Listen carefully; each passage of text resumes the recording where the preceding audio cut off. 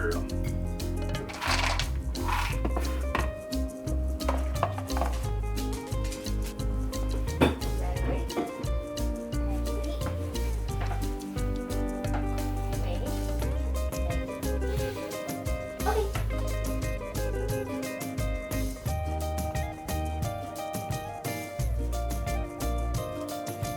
Come on, eat on your mats. She's kind of like that because it's like the size of like a big boop. She seems to like putting a big thing in her mouth. But this is a good thing to chew.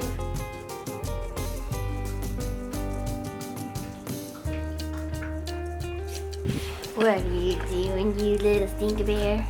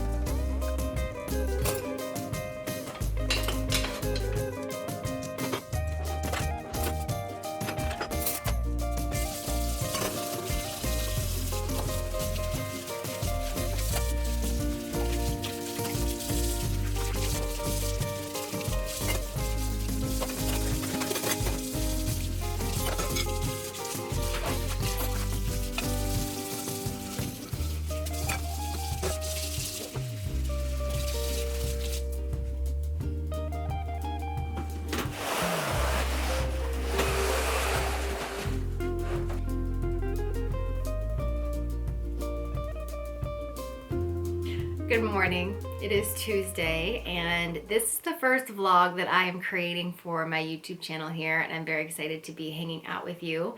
I've got a matcha latte and today is by design a very relaxing, calm work day. I do have one client call later this evening. I'm a holistic nutrition and wellness practitioner. And I work for myself. I work from home. So I'm working with a client tonight and we'll be reviewing her goals, which is, I just created a meal plan for her, and she has PMDD, she has anxiety, she has IBS, she's got some things going on. So we are working to stabilize her nervous system so she ultimately feels safer. We're working on embodiment. And we are working on healing from trauma and the underlying roots to what cause physical diseases. So as a practitioner, I am not one who does lab work or blood tests or prescribes or treats or diagnoses or cures. I don't do anything like that. As a holistic practitioner, I am in the healing arts. So I am supporting the women that I work with. I do work with men, but I primarily market to women. I support the underlying drivers of disease and illnesses. So I'm not just trying to find something that will kind of band-aid or treat the symptom of IBS or of PMDD with different herbs and tinctures and diet and exercise, which all will help. I primarily focus on what caused that to come online in the first place, and it usually stems from the invisible world of if there's unprocessed trauma, if there's suppressed emotions, if there is repressed pain. And that really does cause havoc in the system because you're not meant to hold anything in and you're not meant to hold anything back. So when you do, it backlogs your energy and it crashes your system, and your system kind of malfunctions because your body's not meant to hold all of this energy of your past. So I work with women in healing that. What's driving the symptoms, what's driving the behaviors, what's driving the actions.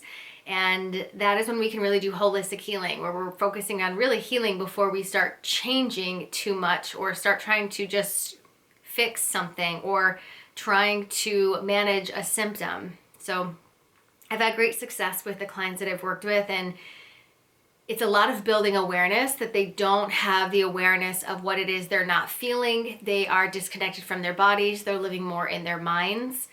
And a lot of the women I do work with have sexual abuse in their background. So I am working with them to heal and recover and come out of the woundedness of what that can cause, and bringing her back into her alignment and her joy and her motivation and her clarity and her inspiration, so that her body can heal itself, so that her mind can take her to wonderful places, and ultimately her interior can be more of harmony. It can be just a more peaceful, harmonized, unified, safe interior. So I'm doing a lot of interior redesign work with my clients, and lifestyle redesign work where we're creating a wellness lifestyle. We're creating a wellness lifestyle. We're creating an interior design of her body so that there is health and wellness truly exuding from within out. So I am excited to check in with her. I know that everyone moves at their own pace, and some of my clients really avoid the work as much as possible until I keep bringing it up and showing them this is where we need to go. Because it's very easy for us to avoid our pain and avoid the difficulty and avoid our feelings. And if change feels overwhelming to a nervous system, or if there's negative beliefs, or if there's negative self-talk and there's a dysregulation of the nervous system, then it can be very easy for us to choose the convenience or the temporary pleasure in avoiding, of doing anything but what we really need to be doing. And I know how hard it can be to face our truth. I know how hard it can be to go within. I know how hard it can be to heal from our pain and feel our suppressed emotions and feel the bigness of the sensations in our bodies when we've learned to disconnect. I know how hard that is. So I understand everyone's on their own timeline. And I'm not responsible for my clients' transformation. I'm not, because I can't choose for them. I can't choose anything for them. All I can do is remind them of their goals. I can remind them of where we're going. I can remind them of what to focus on. And I can ask truthful questions and not let her get away with the story she tells herself or the excuses she tells herself. And it's ultimately up to the woman. It's up to my client to make the changes. And when the clients I work with do commit to making the changes that will help them, it's really wonderful and profound results. I mean, I worked with a client who was infertile for about 9 months, where we were moving on to about 10 months, I believe. And she just couldn't get pregnant, and she was really trying with her partner. And we worked together for 3 months, and she had polyps, and she was going to get surgery right before our time was over. And at the end of the 3 months, she sent me, I think it was like 2.5 months in, she sent me a message saying that she didn't have to get polyp surgery removal anymore. She didn't have to go through surgery. She was pregnant, and she ended up having a healthy baby, and she's a happy mama now. And it's like, just that alone, like we worked on healing the stress. We changed her diet. We made everything just more peaceful. We created more harmony in her system. We regulated her blood sugar. We found ways that she was spiking her blood sugar. We found ways that she wasn't moving her body. And it's really just getting in line with the rhythm of what it means to be a woman. And from there, anything's possible. So I had another woman who was in a relationship she wasn't happy in. She had no money. She was actually $75,000 in debt. She had no job. She was living with a partner. She's very dependent on him. She really wasn't taking care of her life at all. And I worked with her and supported her in eventually changing. It took a long time for her to actually make a change, but she eventually did. And when she did, she got her own apartment. She found a career that pays now $125,000 annually. She's paying off her debt. She's got her own place. She's feeling happy. She left that relationship, and she's now dependent on herself, and she's living life the way she's always dreamed of. So anything is possible. We just have to get you aligned. We have to get you on track with what it means to be a woman. There's a flow, there's a rhythm to tune into, and I really help women feel better about themselves, feel differently about themselves. And I used to feel really insecure as a practitioner for not doing lab works and not doing blood work and not talking about all these supplements and all of these different things that would help from what the standard practice is in our medical system. And then I realized recently that that's not me though. Like, that's why I am a different practitioner. That's what's unique about me, is I don't need any of that. I'm just going to help you bring awareness to all of the different departments in your life. I'm going to help you clean up your life, and I'm going to help you get your life together. I'm going to help teach you how to manage a healthy life, make it fun for you. And I'm also going to bring you into a place, if you follow me and follow my guidance, of feeling really good about who you are and liking yourself and loving yourself and really being aligned. And I don't have to add in all of those other things. My protocols, like the protocols that I put on for my clients, are exercise routines, Pilates classes, yoga classes, meditations, books to read. I do diet recalls where I have you track your food for a week and I see what you're doing and then I create a meal plan for you. I educate you on nutrition. I make it super easy to understand what health is and how to be healthy, the basics of it. And it's life-changing. And it really, I think, is where we need to begin. I think we need to begin with if we're suppressing any pain, if we're withholding our truth, if we're not being ourselves, if we're hiding parts of ourselves, if we are in survival mode, because all of these things contribute to being unwell, a lack of health. And the lack of health will create symptoms, and then we try to treat the symptoms, but we're not getting to the root. We're not getting to the root at all. I can give an example of, I was in a Facebook group seeing if there was anyone that I could connect with and talk to, and there was a woman who shared that her son was, I just shared this in my recent podcast episode here on YouTube, but her son is 19 and has really strong anxiety, insomnia, can't be left alone, or he feels like something bad is going to happen. And all these people are commenting different like vitamins or lymphatic drainage or parasite cleanse or take him off screens, like all of these different things that they think will help. And I'm over here like, I feel like there's got to be something driving these behaviors. So we're not just going to treat the anxiety. We're going to look at what's driving anxiety. When I hear that someone can't sleep and they're afraid to be alone, well, then there's fear. What's he afraid of? What happened? Why is he afraid to be alone? Why does his body perceive resting and falling into sleep, which is a very vulnerable thing, as a threat? Why can he not be alone? What is he anticipating will happen? So I asked her, like, what happened? And she said that he was skateboarding and got hit by a car, not that like a year or two ago and a few years ago. And ever since then, it's been this way. It's like, that makes total sense. That makes total sense. So I don't need to have him do a bunch of things. I just need his nervous system to learn that it's safe to let go, that the danger isn't in the moment anymore, because now the imprint of the trauma has left a wound. The wound is what's active in his system. It's causing fear. It's causing paranoia. It's causing lack of sleep, insomnia, can't be alone, need my mother. Like, this all makes sense. His system is afraid, anticipating that the trauma that he went through is going to happen again. So we have to teach his nervous system that he's living in an irrational fear. It's not here anymore. It hasn't been here. It's from the past. So he's stuck in the past. And we need to calm his nervous system down and get him to do some restorative yoga and maybe do some somatic experiencing work to help his nervous system come back to titrating normally, so that he comes down from being so stimulated in anxiety. So it's just an interesting turning point for me, because I used to be so insecure about my style of being a practitioner. And now I recognize that my style is so needed. And I've also just really struggled for a really long time with deep fears of being visible and being seen, and also going after my dreams of being a practitioner and helping people, and failing publicly, and not doing it right, not getting it right, it never taking off and never working. And there's been so much healing that's happened from being a business owner and showing up online and revealing myself. So much healing. I mean, this is the way that I discovered I was sexually abused in my background. It's the way that I discovered I had 15 years of abuse I had neglected paying attention to.